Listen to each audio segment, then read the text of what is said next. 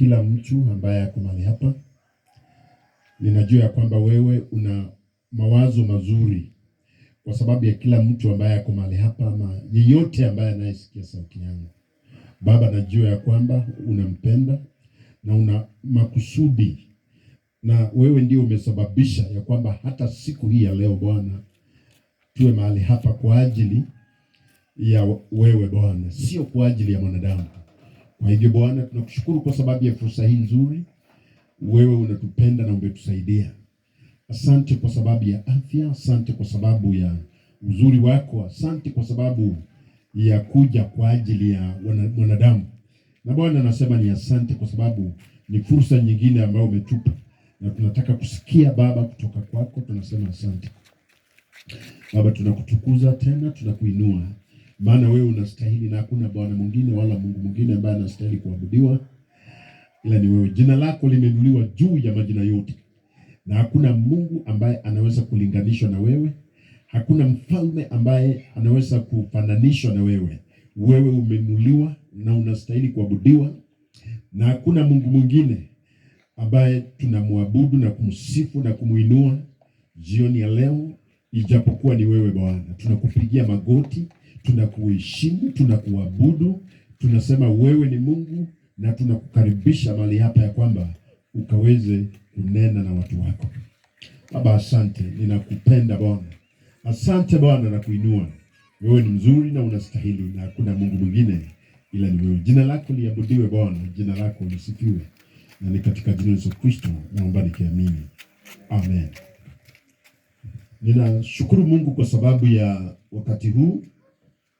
Mungu anatupenda, yeye ana makusudi makubwa kwa ajili ya kila mmoja wetu ambaye sauti yangu hii inamfikia. Ninataka kuwaelezea jambo fupi, alafu baadaye nitawaambia jina langu. Miaka kama 45, 45 years, miaka 45 ambayo imepita kwa kijiji kimoja kule mahali inaitwa Endebess. Kijiji kimoja kinaitwa Molem. Kuna mzee mmoja alikuja na horn speaker, sio speaker kama hii yangu ambaye ninaongelea. Alikuja na speaker ambaye ilikuwa ni ya pembe. Na alikuwa anapasa sauti. Alikuwa anapasa sauti kabisa huyo mzee, akisema ya kwamba watu wanastahili kuokoka na wamwendee Bwana. Nilikuwa kijana mdogo kiasi, lakini nashukuru Mungu ya kwamba wakati huo nilipeana maisha yangu kwa Bwana, na Bwana amenisaidia muda huu wote. Sijajuta yale ambayo Mungu alitenda kwa maisha yangu wakati huu na wakati huo wote. Mimi naitwa Daktari Evans Wanyonyi Sichangi. Mimi naishi hapa Ngonyek, na najua kwamba neno la Bwana limekuwa linakujia mahali hapa na kanisa la Redeemed Gospel ambao tuko hapa maili 8 chini ya mnada. Unapoenda Kitale, kwa mkono wako wa kushoto, mita chache kama mita 300, hapo ndipo tunahubiri huyu Yesu. Kwa hivyo ningependa kuanza hivi ya kwamba Mungu akitaka kumfikia mwanadamu, na huwa ninarejelea hili jambo kila mara na sitachoka. Mungu akitaka kumfikia mwanadamu, yeye huwa hatumi malaika. Hapana. Yes. Si nimewaambia kuhusu mzee ambaye alikuja kwa kijiji chetu? Huyo mzee alihubiri yale mahubiri ambayo mzee alihubiri miaka hiyo mingi. ilinisaidia na nikamjua Bwana na sijajuta. Mungu hata hawezi kutuma malaika. Mungu hatumi malaika. Mungu hatumi hata hatumi kiumbe kingine. Mungu anatuma tu mwanadamu. Anatuma tu mwanadamu ili afikie mwanadamu mwingine. Mimi ambaye nimesimama hapa, mimi ni mwanadamu kama wewe. Lakini unajua sionekani kama ni mtu ambaye ninaweza nimepoteza tu network ili nitembee bila plan kusema maneno yenye haieleweki. Hapana. Nimekuja hapa kwa sababu nimetumwa. Hakuna mwingine ambaye amenituma hapa, hapana. Sio Redeemed Gospel imenituma hapa, hapana. Nimetumwa hapa na ujumbe kutoka kwa Mungu. Jinsi vile nimewaambia, Mungu anatumia tu mwanadamu. Kwa hivyo kwa muda mchache ambaye nitakuwa ninanena na wewe mahali hapa, ninakusii katika jina la Yesu. Nataka nikusii na nirejelee, nikusii katika jina la Yesu. Usiangalie hiyo kama ni mimi mwenye nakuletea ujumbe. No. Jua ya kwamba mimi ninatumiwa kama chombo. Ninatumiwa tu kama chombo nikufikie. Na Roho Mtakatifu ndio anashawishi mioyo. Unajua wewe utasikia tu sauti yangu, lakini yule ambaye atakaye kushawishi kumjua yeye ni Roho Mtakatifu. Kwa hiyo nataka nisome neno la Bwana. Mko tayari? Good. Mungu vile kabla sijasoma anatuma neno la Mungu, anatuma neno. Na unajua Mungu akituma neno, Mungu akitaka kuponya mtu anatuma tu neno. Mungu akitaka mtu akombolewe anatuma tu neno. Good. Nataka tusome katika kitabu cha Mathayo, kwa sababu sijakuwa hapa, labda mlisomewa. Ningelipenda dadangu kuja unisomee Mathayo mlango wa 11 mstari wa 28. Nikisema hivyo hata mnaweza kuinukuu. Wengi wenu mnaweza inukuu kwa sababu mnaenda church, mnaenda kanisani. Yes. Na ninajua ya kwamba hata watoto wa Sunday school, Matthew chapter 11 verse 28 tutasoma hadi yes. Mathayo 11:28 Biblia inasema, njooni kwangu ninyi nyote msumbukao na wenye kulemewa na mizigo, nami nitawapumzisha. Jitieni nira yangu, mjifunze kwangu, kwa kuwa mimi ni mpole na mnyenyekevu wa moyo, nanyi mtapata raha nafsini mwenu. Kwa maana nira yangu ni laini na mzigo wangu ni mwepesi. Amen. Maisha ya saa hii ni ngumu. Maisha ya saa hii ina changamoto mingi, sio kama zamani.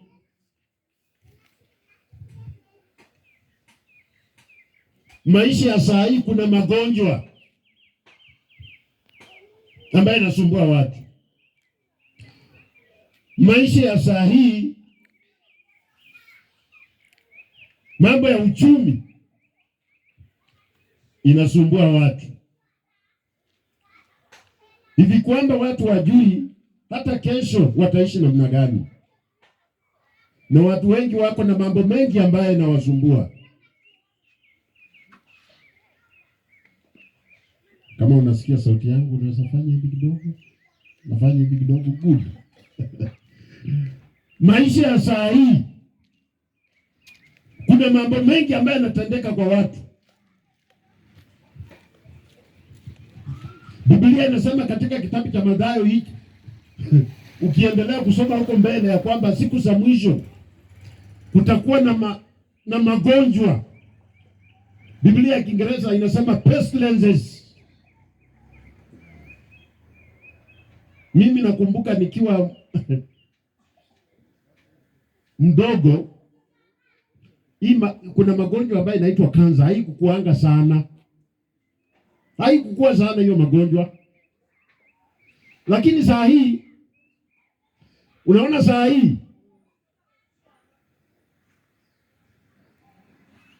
hii tarakimu zinaonyesha.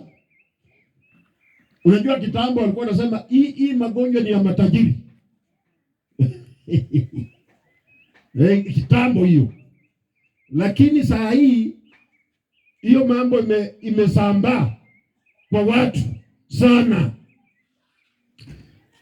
Leo hii vile nimesimama hapa, leo hii kusimama kwangu mahali hapa, nimewaletea habari mzuri. Amen. Leo hii kama unasikia sauti yangu, licha ya changamoto ambazo unaweza kuwa unapitia, nimekuletea habari mzuri. Na habari mzuri ambaye nimekuletea, habari njema ambaye nimekuletea ni hii. Haijalishi umesikia mara ngapi, haijalishi umesikia hiyo ujumbe mara ngapi, lakini ninataka kusisitiza ya kwamba kuna yule ambaye anataka kutupumzisha. Kuna yule ambaye anakujali kuliko wewe vile unajijali wewe mwenyewe. Wacha nirudie. Kuna yule ambaye anakujali kuliko vile wewe unavyojijali wewe mwenyewe. Kuna yule ambaye anakujali kuliko wazazi wako. Kuna yule ambaye anakujali kuliko mzee wako. Kuna yule ambaye anakujali kuliko mke wako. Hiyo ndio habari imenileta hapa leo. Yule ambaye ninamzungumzia ni Yesu Kristo. Anasema hivi, Njooni, come to me.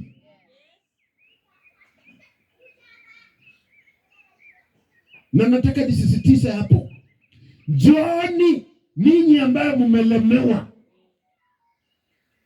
Njooni ninyi ambaye mmepigwa na changamoto za dunia hii. Anasema hivi, hamkuji kwake tu, hapana. Hamkuji kwake tu, hapana. Yeye anataka akupee pumziko. Anasema hivi, nira yake ni nyepesi. Yaani Yesu anasema nira yake ni nyepesi. Kwa dunia hii kuna mambo ambayo yanaweza kuwa yamekulemea. Unaweza kuona hauna jibu kwa jambo ambalo labda linakusonga. Hiyo ndio sababu nimekuja hapa. Sijakuja hapa kwa ajili ya jina langu. Nimekuja hapa kukuletea habari nzuri ya kwamba licha ya changamoto ambayo unaweza kuwa unapitia, kuna yule ambaye ana suluhisho. Kama unaweza sikia sauti yangu na huko kwa mahindi huko. Unaweza kuwa unasikia sauti yangu na huko nyuma huko, au umekaa kwa nyumba. Unaweza kuwa huko na unaangalia simu. Una scroll. Unaangalia mambo fulani fulani kwa simu, mbali na mimi penye niko. Wacha kwanza kuscroll simu na usikie. Kuna yule ambaye anakujali, ambaye anaweza kupea suluhisho. Nina rafiki yangu ambaye alikuwa ananiambia juzi ya kwamba maisha yamekuwa magumu kiasi ya kwamba kizazi hiki Hatujui kesho itakuwaje. Unajua kuna mwingine, mtu alikuwa ananiambia juzi ya kwamba mambo ya, niliambiwa area hii kuna mwenye alikuwa ananiambia kanisani ya kwamba hapa inaitwa Jobless Corner. Hii ni hapa. Ni hapa Yes, acha niseme hivi. Unajua saa hizi kuna watu ambao wamesoma. Kuna wengine wamehitimu katika chuo kikuu, wana kisomo kizuri, lakini nafasi yoyote inapopatikana ya kuajiriwa, licha ya masomo yao, licha ya mtu kuwa amefaulu kimasomo, lakini nafasi ikipatikana ni hongo. Naona kuna wazee wanauza mashamba, kuna wengine wanauza shamba. Hapa shamba eka moja inaweza kuwa labda milioni kadhaa, si kweli? Yes. Wazee wanaweza uza plot au familia ili waonge mtu wao aajiriwe kazi. Unaona vile changamoto iko? Yaani watu wana changamoto kiasi ya kwamba nao sijui maisha itakuwa namna gani sasa. Ukiangalia huyu mwenye wanauzia shamba amemaliza university, na huyu mwenye ako grade 1 na huyu mwenye ako grade 1 na huyu mwenye ameanza tu, mwenye anajiandaa kwenda, itakuwaje? Hiyo ndio sababu, hebu mnipungie mkono. Hiyo ndio sababu wakati huu ambao sisi tunaishi katika kizazi hiki tunahitaji Mungu kuliko wale ambao waliishi zamani. Mumenisikia? Mumenisikia? Katika kizazi hiki ambacho tunaishi saa hii. Kwa nini niseme tunahitaji Mungu sana? Tunahitaji Mungu kwa sababu our God au Mungu wetu ni Mungu wa miujiza. Ni kama kesho au jambo lolote ambalo unalipanga ama unalikusudia kufanya, unastahili muujiza ili Bwana akaweze kufaulisha. Nipungie mkono hivi. Unipungie mkono. Yaani kwa jambo lolote ambalo unahitaji kulifanya, ni kama unahitaji muujiza. Ni kama unahitaji, acha nikwambie, ni kama unahitaji hata muujiza watoto wako wasome wakaajiriwe. Ni kama unahitaji tu muujiza hivi kwamba mambo au magonjwa mengine ambayo yanaweza kuwa labda yamekulemea ukaweza kupata uponyaji. Si unajua kuna mengine labda hata ukitafuta matibabu saa hii watakuambia this is a terminal illness. Yaani kumaanisha hii ugonjwa hii utaishi nayo. Hiyo ndio sababu ninasema ni kama kwa saa hii kila mmoja wetu, uwe mdogo, uwe mzee, uwe mama, ni kama unahitaji Mungu sana kuliko wale ambao waliishi jana. Bwana asifiwe. Ninataka kukutangazia hivi ndugu. Ninataka kukutangazia hivi dada yangu. Na labda sio rahisi nikutane na wewe mahali popote. Umeniona vizuri? Sio rahisi labda nikutane na wewe kesho. Sio rahisi nionekane hapa. Lakini leo niko na ujumbe ya kwamba kuna tumaini. Kwa maisha haya ambayo tunaishi kuna tumaini. Na tumaini hili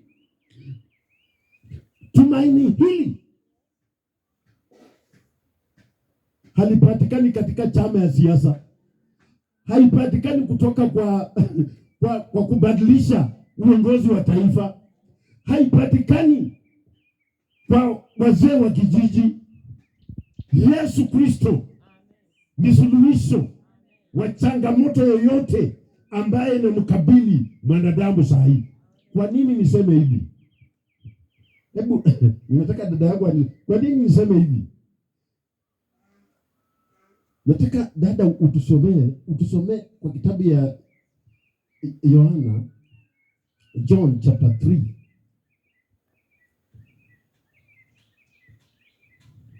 Yes. Yohana mlango wa 3 mstari wa 14. Kwa nini niko nasema haya maneno? Kwa nini niko nasema hii?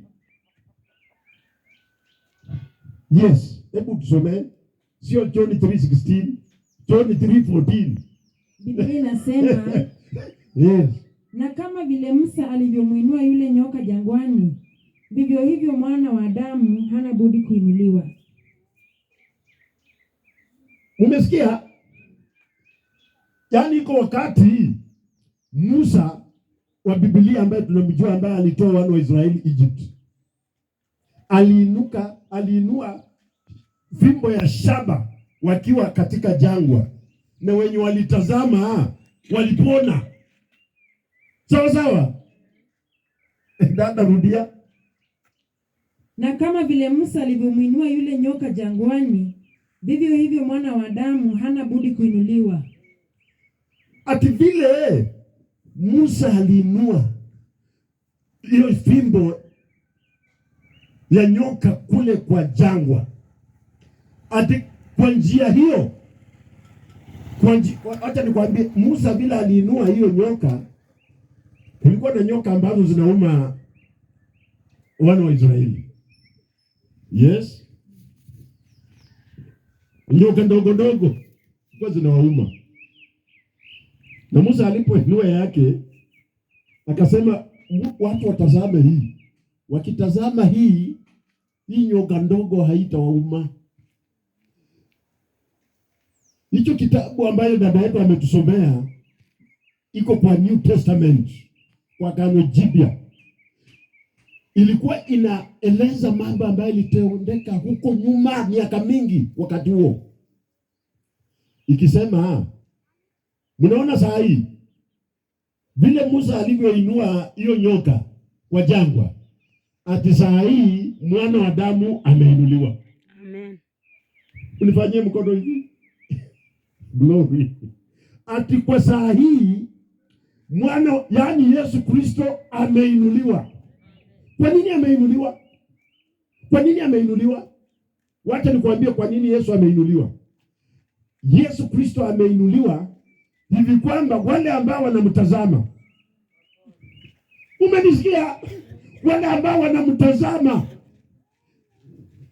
kama unajua nini? Nyoka zenye zinauma watu nisitaje. Nyoka ya kwanza ni uchumi. Nyoka ya kwanza ni uchumi. Kwa sababu hata vile tumekaa hivi, hiyo ndio inapea wasiwasi watu wengi. Nani yako na deni? Nani yako na fuliza kwa simu? Wengine, unajua wengine hawezi fuliza tena kwa sababu hiyo limit hiyo, unajua watu, hiyo ni nyoka moja ya uchumi. Mafuta ni pesa ngapi saa hii? Saa hii kutoka hapa na pikipiki mpaka maili 8 ni pesa ngapi? Na town ya pikipiki haiko kama vile ilikuwa mwezi jana, si kweli? Imeenda juu kidogo. Bei ya vitu saa hizi imeenda juu kiasi. Hiyo ni nyoka moja. Wacha niwaambie nyoka ingine. Nyoka ingine ni magonjwa. Magonjwa yamepiga watu. Unaona vile tuko hapa hivi, shukuru Mungu ya kwamba uko na afya. Ama labda mtu mwingine anaweza kuwa hapa anaonekana tu wako sawa. Mimi nina rafiki yangu ambaye ni msomi wa nchi hii. Amesoma, ni mtu amesoma vizuri. Ni mwalimu wa university. Juzi nilipigiwa simu ya kwamba alikuwa na train watu wakubwa alikuwa anafanya training. Na unajua hii training ya watu wakubwa inamaanisha ilikuwa kwa hoteli. Watu walikuwa wanajifunza mambo mazuri na yeye ndiye alikuwa anafunza. Alafu alipomaliza hiyo kipindi chake cha kufunza, akaenda kwa msalani. Alienda kujisaidia. Bila alienda kujisaidia, hakurudi. Na watu wakujua ameenda wapi. Unajua mtu kama ameenda, hata saa hii mtu akitoka hapa akienda kujisaidia, tunaweza sema ameenda tu hapa, atarudi. Lakini yeye bila alienda, hakurudi. Sasa watu walifikiri labda ameenda tu mahali atarudi. Unajua ilikuwa ni nasikia ilikuwa saa 7. Lakini kwa sababu alikuwa na kipindi kingine cha kufunza, hakurudi. Watu wakashangaa nini? Huyo jamaa ambaye ni rafiki yangu, ambaye tunaenda kumzika Jumamosi next week kule Moiben, tunaenda kuzika yeye huko. Bila aliingia kwa chumba cha kule kujisaidia, aligongwa tu na stroke na akakalia hiyo sahani. Iligunduliwa jioni ya kwamba yani watu walimtafuta wakumpata. Walimtafuta wakumpata, hawakujua penye ameenda. Unaona? Ilikuwa tu rahisi na mnaidi alienda kujisaidia. Hakukuwa mgonjwa. Unaona? Lakini ati aligongwa tu na kitu inaitwa msukumo wa moyo na akabaki huko. So baadaye na Mungu asaidie hiyo familia. Baadaye ikawa tu hivyo. Na akambeba. Yaani unaona hiyo nayo ni hatari. Yaani mtu mmekuwa tu na yeye hapa, ako tu sawa. Lakini wapendwa, unaona mambo yenye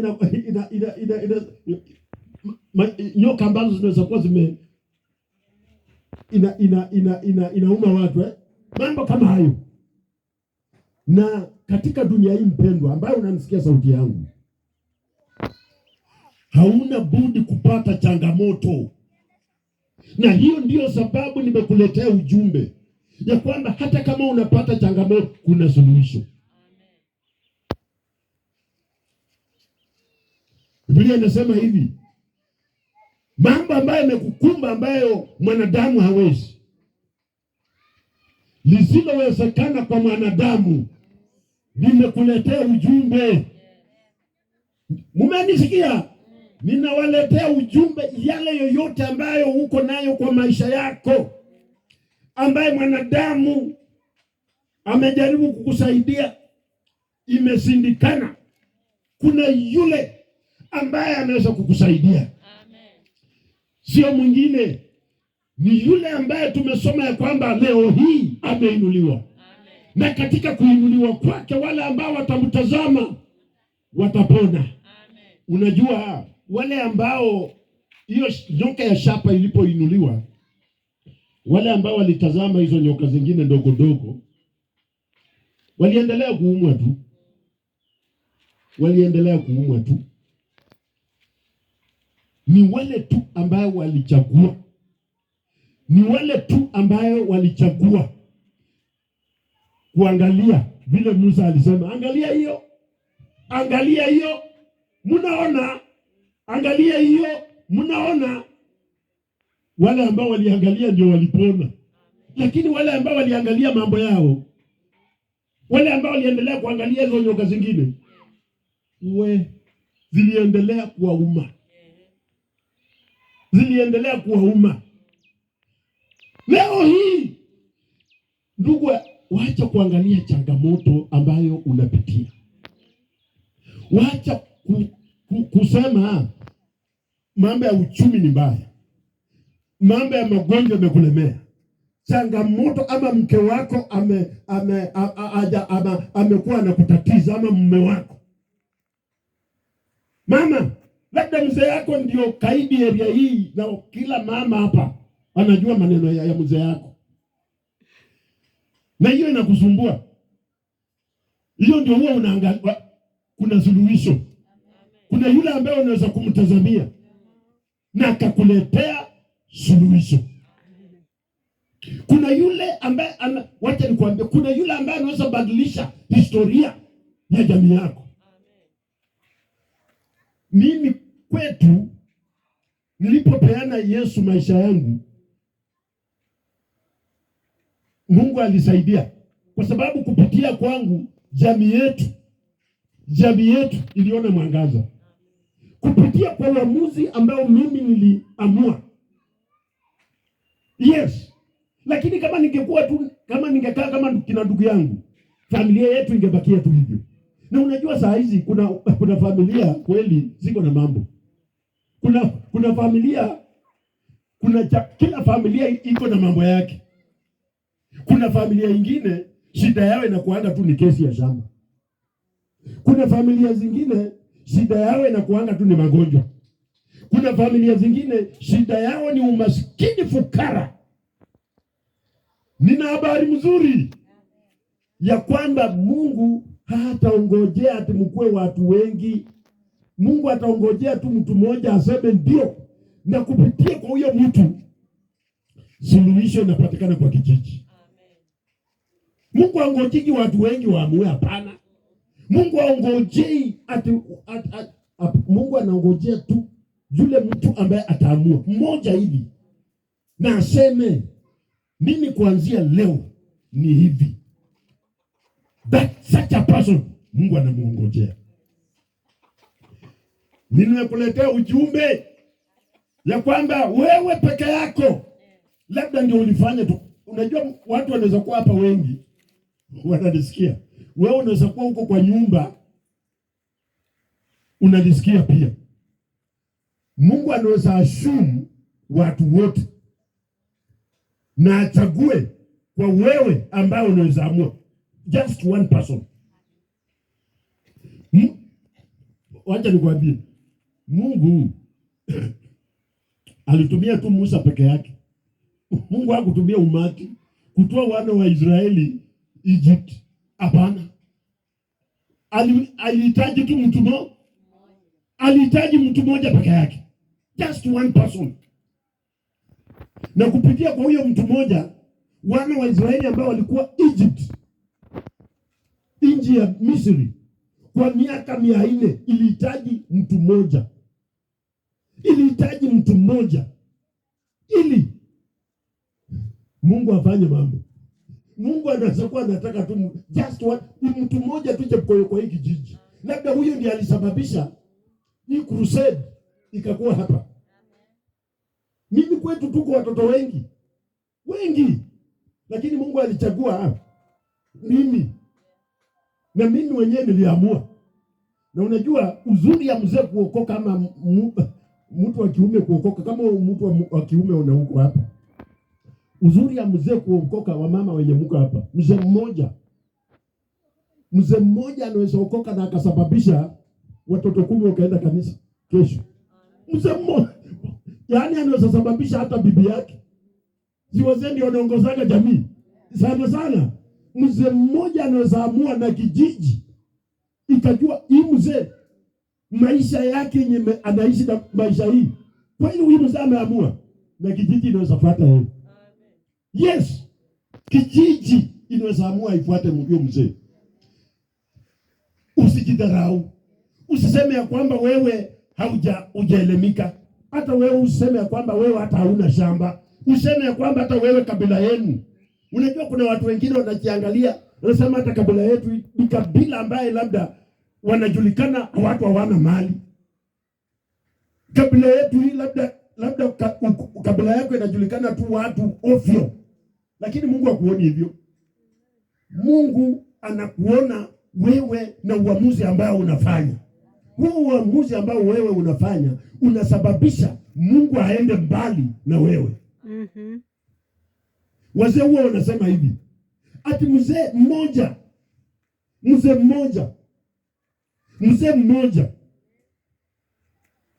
kwa wazee wenye waka hapa, ati anaweza ona mbali kuliko vijana wakipanda hiyo miti. Waangalie mzee mwenye amekaa hapa chini ataona mbali kuliko vijana wengi wenye wamepanda kwa miti mrefu kama hii. Leo hii nataka kusema mtu mwenye ana Yesu, yeyote ambaye ameamua kumchagua Yesu anaona mbali kuliko watu ya hivi watu ya hii mashamba yote na mali yote. Huyo mtu anaona mbali kuliko hao watu wote. Wewe ukichagua Yesu unaona mbali kuliko watu wenye mali, kuliko watu wenye wana vitu, kuliko masikini wote. Bwana anakusababisha uone Kwa nini? Kwa nini nasema hivyo? Ninasema hivi kwa sababu hii, na nataka msikie. Ninasema hivi kwa sababu kuna hukumu ambayo inakuja. Na nikisema hukumu, watu wengi hawezi kufurahia. Bwana asifiwe.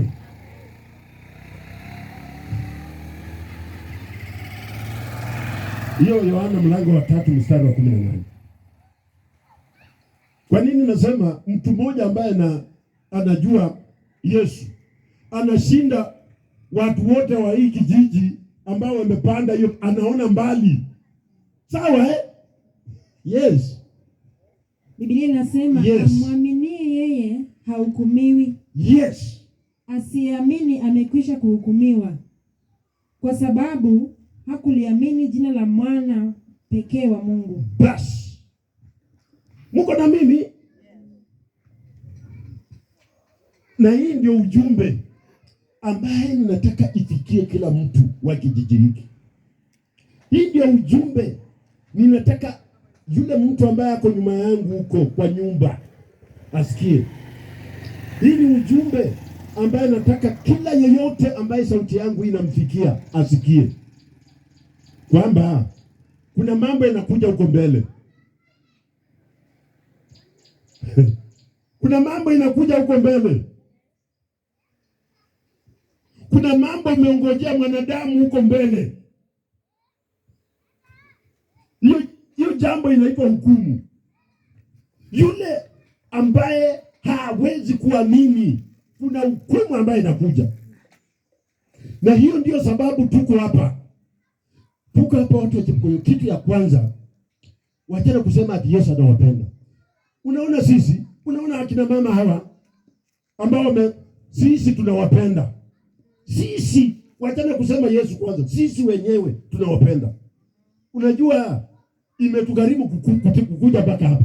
Imegharimu sisi tupande pikipiki kuja hapa. Na mimi najua sitaenda na sadaka ya mtu. Hapa sitaenda na sadaka, I'm sure. Sitaenda na sadaka ya mtu. Sitaki kukuambia Yesu anakupenda. Mimi mwenye nimesimama hapa ninakupenda. Kwa nini nasema nakupenda? Kwa sababu ninajua kuna hukumu ambayo inakuja huko mbele. Na kwa sababu ya hiyo hukumu imenigharimu nikuja hapa. Imenigharimu nikuje hapa kushare na wewe upendo wa Yesu Kristo. Amen. Kwamba unaweza epuka hiyo hukumu. Unaweza epuka ndugu yangu hiyo hukumu. Hii ndio sababu nasema mtu mmoja ambaye ako na Yesu, mzee mmoja ambaye ako na Yesu, mtoto mmoja ambaye ako na Yesu, anaona mbali kuliko wenye wamekaa kwa miti juu. Kuna hukumu wapendwa inakuja, lakini kuna yule ambaye ana uwezo wa kutuepusha. Na huyo ni nani? Huyo ni nani? Huyo ni Yesu. Haijalishi umemsikia mara ngapi. Mimi nimekuja kukusisitiza tu, kwa sababu imani inakuja kwa kusikia, na kwa kusikia neno la Mungu. Si ya kwamba hujawahi kuhubiriwa siku nyingine. Hapana. Ninajua umehubiriwa. Ninajua kesho utaenda church. Ninajua hata labda iko wakati ulihubiriwa na ukawacha injili ukaenda. Kwa sababu unajua watu wengine wanawachanga kwenda kanisa kwa sababu hata mtu mwingine mwenye alimhubiria, ama mtu mmoja ambaye huwa anaenda kanisa anaona huyu anaenda kanisa na atendi vile neno la Mungu inasema. Hiyo inafanya watu wengine wanawacha neno la Mungu tu hivyo. Unaweza kuwa uliwacha kwa sababu uliona Mkristo fulani atendi vile neno linasema. Wacha nikwambie. Mnanisikia? Kama wewe ni mmoja wao ambao unasema, na kuna wengine ambao wanasema tu wameokoka lakini hata hao wanatenda maovu. Nimekuja kuambia wewe una nafasi ya kuchagua kufanya mzuri kuliko huyo. Hiyo ndio sababu niko hapa. Wewe una nafasi ya kuchagua kutenda sawa na vile neno la Mungu linavyotaka. Wachana na huyo. Hiyo ndio sababu niko hapa. Upendo wa Yesu Kristo kwako ni mkubwa.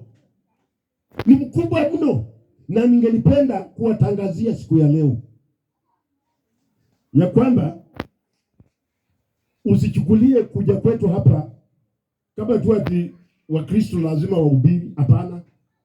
Hapana. Sisi tunawapenda na hatuja kuja hapa kwa mzaha. Mimi najua Yesu anakupenda. Hiyo ndio sababu tuko hapa.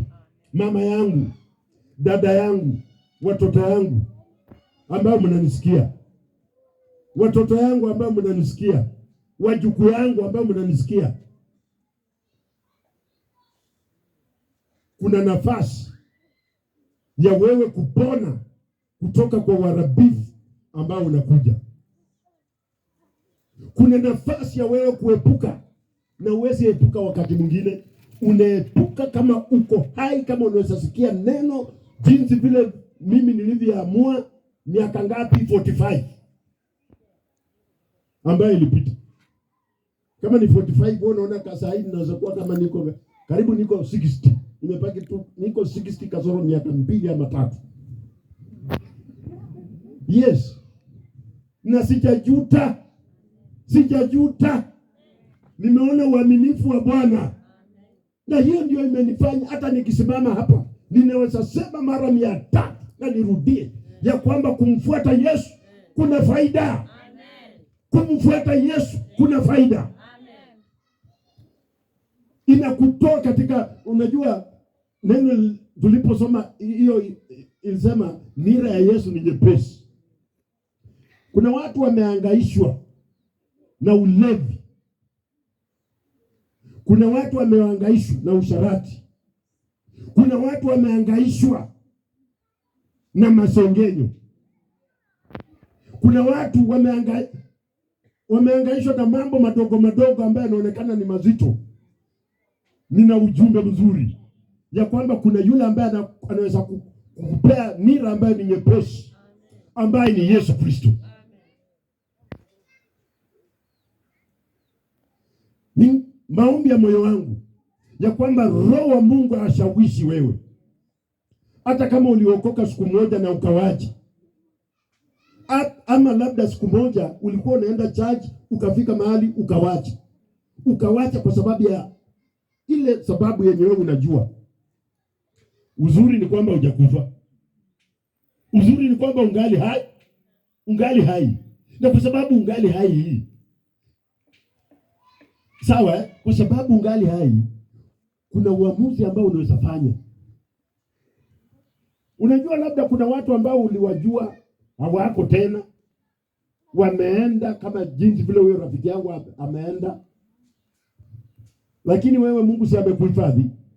Si wewe ni mzima? Yes, wewe ni mzima. Mungu amekusaidia, uko na afya. Kuna wale ambao wako mochari saa hizi. Kuna wale ambao wako hospitali saa hizi. Kuna wengine wako na changamoto kubwa saa hii. Lakini Mungu amekusaidia. Na unasikia injili hii. Unasikia ujumbe huu. Ni nafasi nzuri ambaye Bwana anataka ubadilike. Ninarudia tena. Ni nafasi nzuri ambaye Bwana anataka ubadilike. Na uzuri ni kwamba wewe hautabadilika tu atukue church. Hapana. Biblia inasema ya kwamba wale ambao walimwamini aliwapea uwezo wa kuwa wana. Those who believe they get the right. Na unajua ukifanyika mwana unakuwa mrithi. Si mnajua? Si watoto wanarithi. Wewe unajua kuna watu wengine wanasemanga tu kuokoka kwenda Bwana na kufanya uwe mrithi kama uko hapa dunia. Unakuwa mrithi wa afya mzuri. Unakuwa mrithi wa kuleta suluhisho kwa changamoto ambazo zinakupata saa hii. Unakuwa mrithi wa afya mzuri. Unakuwa mrithi wa baraka za Bwana. Na leo hii hiyo ndio ujumbe ambao nimeleta. Hiyo ndio ujumbe yangu ambayo nimeleta, ya kwamba kuna yule ambaye anaweza sababisha utofauti upatikane kwa maisha yako. Sio mwingine, ni yule ambaye tulisoma katika kitabu cha Yohana mlango wa 3 mstari wa 14. Leo hii ameinuliwa. Amen. Leo hii katika kijiji cha Chepkoyo, naitwa Jobless Corner. Leo hii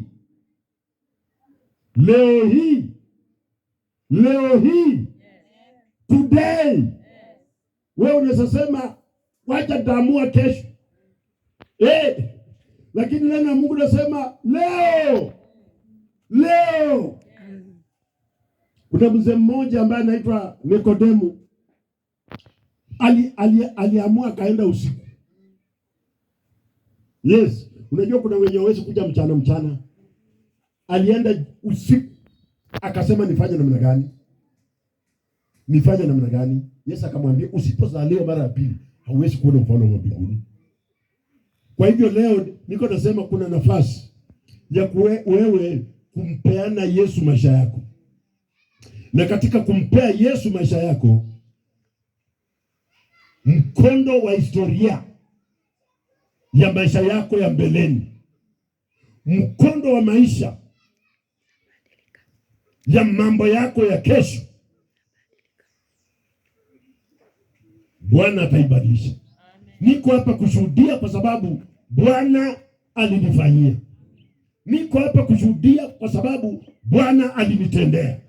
Yule ambaye alinitendea anaweza kukubadilisha wewe. Yule ambaye alinibadilisha anaweza kubadilisha maisha yako. Anaweza badilisha mtoto wako. Anaweza badilisha maisha yako vile inaendelea. Atabadilisha historia yako. Sio mwingine, ni Yesu Kristo. Nataka kila mtu aseme Yesu.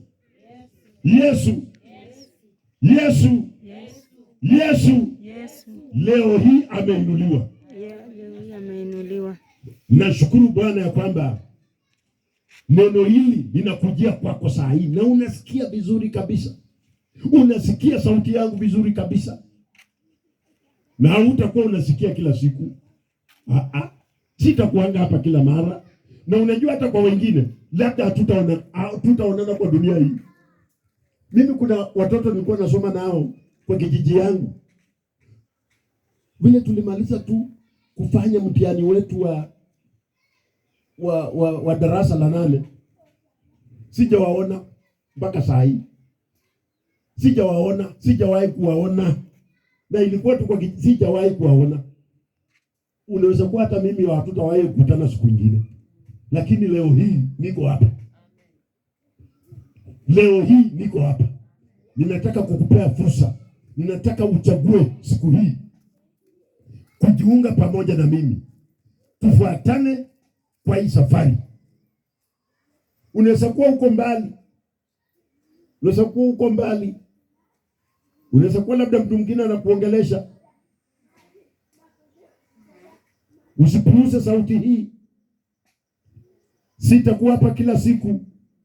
Usipuuze sauti hii.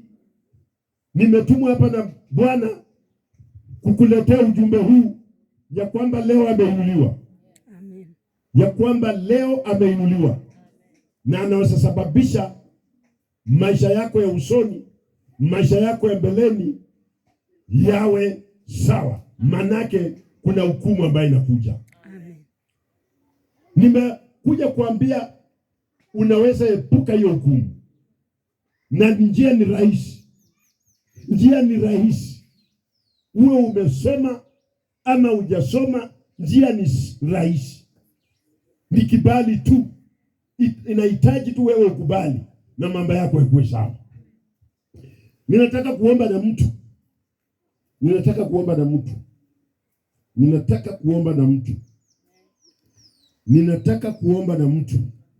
Unaweza kuwa uko mbali. Unaweza kuwa uko karibu hapa. Lakini nataka niombe na mtu. Upendo wa Mungu ni mwingi. Upendo wa Mungu ni mwingi. Nataka tuimbe, tunapoimba hivi, nataka dada yetu akuja hapa atuimbie kidogo. Atuimbie. Kama huko mbali. Unaweza kuwa huko kwa nyumba. Unaweza kuwa huko na simu yako unaangalia Facebook. Unaweza kuwa unasikia sauti yangu na uko mbali. Tunapoimba wimbo huu, ninakusii katika jina la Yesu. Unaweza chukua hatua ya imani. Uje penye tuko hapa tunapoimba huo wimbo. Na Mungu wetu ambaye amejaa upendo, yeye ana uwezo wa kusababisha maisha yako yabadilike. Tunataka tunapoimba hivyo, nitakuwa na kupea nafasi uje tuombe pamoja na mimi.